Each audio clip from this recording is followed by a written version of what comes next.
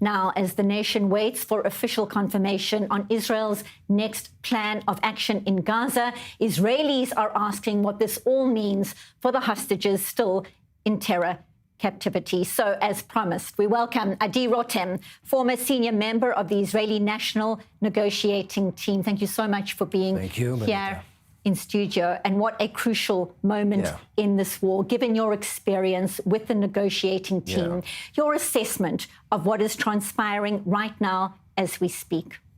Yeah, first of all, we got to say that, we're talking about this conquest of Gaza, which even if we leave the negotiation on the side, it's extraordinary complex operation, which obviously, will take casualties in our sides.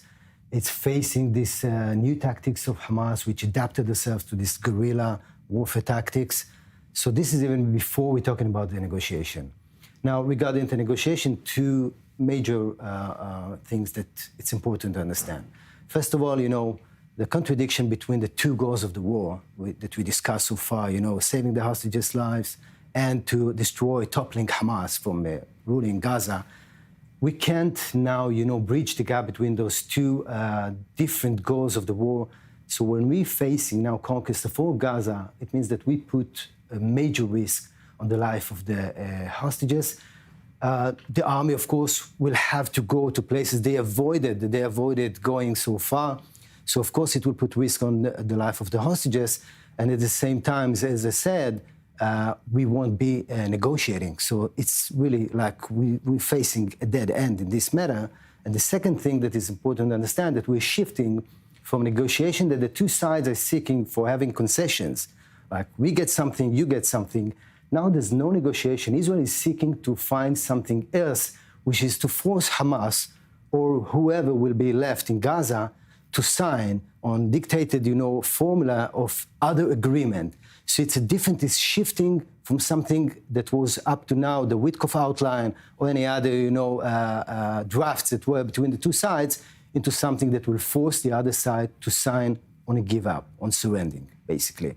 So this is also when you face some organization like Hamas, which is rooted in the Islamic resistance doctrine, it will be very challenging to get to this position that you will make them surrender, and probably, you put the hostages really in danger because I can't see any, opportunity to get them out of captivity alive when Hamas will be faced, to the war.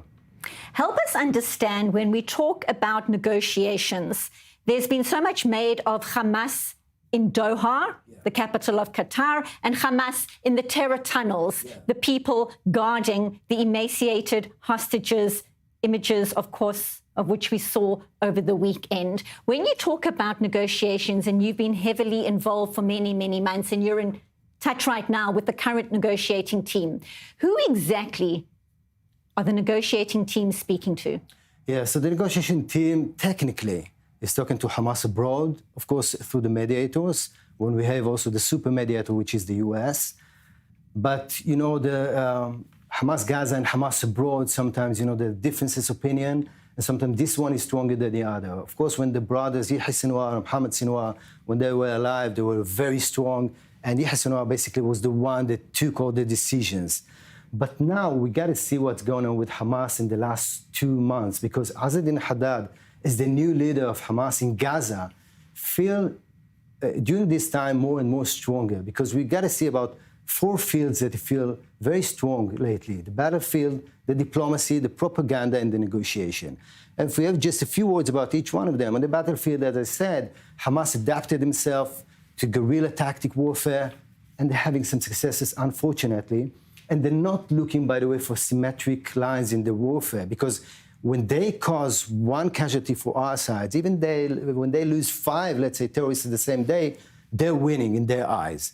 This is one thing. The second thing, as I said, in the diplomatic world, they're having recognition of a Palestinian state. Right. It's an amazing thing that they achieved, and they can show themselves, to the population. From October 7th to now, this is what we achieved. It's very important for them. The third thing, as I said, in the propaganda, the starvation campaign, they had a major success. Unfortunately, Israel didn't really give them a fight to show the lies in this campaign. And the fourth, as I said, in the negotiation field, Hamas showed very, strong resilience in the negotiation, especially in the last sessions, because what happened is that Azadin Haddad has learned the lessons from Yahya Sinwar and Mohammed Sinwar. They were seeking as well the end of the war, and they didn't achieve it. What he did this time in the sessions of the negotiation, he said, I'm not satisfied with declaration about the end of the war, and I'm not even will be satisfied about written things on the paper. I want to see actions on the ground before I even get into the agreement, and that's why he insisted on withdrawing, for example, for the Israeli forces back to the border, before even getting to this negotiation and to the deal. And that's why I say Hamas show himself feel very strong, and he got two things for free.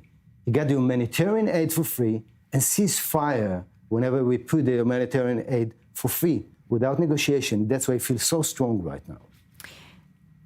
It's incredible to think that Hamas is sitting with the leverage right now as you are describing it, because there are 50 hostages still in captivity, 20 of whom are believed to be alive. And when we saw those images just a few days ago, one might have thought that the world would put pressure on this terror group and say, look at the evil in the terror tunnels of Gaza right now. Hamas cannot be allowed to continue treating Israelis like this. Why hasn't that happened, A? And B, where are Egypt, where are Qatar right now on that very push? Well, unfortunately, you described it pretty well, because I got to say, Israel is not putting fight, in this diplomatic propaganda world, and Hamas is pretty good in it, got to say. And as you said, these are, horrifying videos, and I can't understand why Israel didn't use it much efficiently. Now, there's one thing you said about the mediators, Qatar and Egypt. We got to understand that, especially Qatar, they have their own interests. For example, Qatar would love to see Hamas standing on his legs, even at the end of the war. So, yeah, we work with two mediators, which each one of them has their own agenda, his own interest. Sometimes it's not mutual as the Israeli interest. And one extra thing, one more thing to talk about it. People are not aware that in the first agreement even, on November 23, the children and women, what we call the agreement, it's written in the agreement that the Red Cross should visit the remaining of the hostages. And they've yet to get to see one hostage in 22 months, not one. Exactly. And I got to say, Qatar, this is exactly the problem. There are things written. Israel had to force, the mediators, especially Qatar, because the leadership of Qatar is relaxing, in these sweet hotels of Doha, and Qatar is not pushing them. And unfortunately, we weren't able up to today to be efficient enough with them, or through the U.S., that they have a lot of leverage, of course, against Qatar, over Qatar and Egypt as well.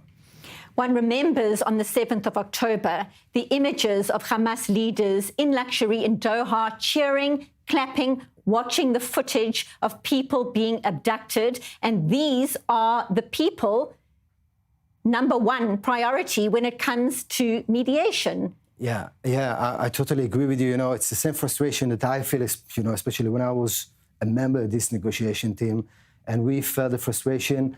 I think that Israel had to shift, to have great shift, from relying on Qatar, relying on those people. And I understand sometimes, it's instrumental tool in the negotiation.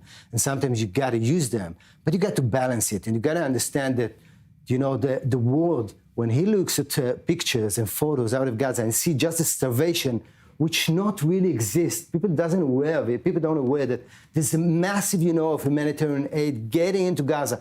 Hamas is controlling, is getting all the food, all the supply to their hand. This is their way to control the people, to recruit more people, by the way, really young people into the organization, and to pay for their people, for their, terrorists.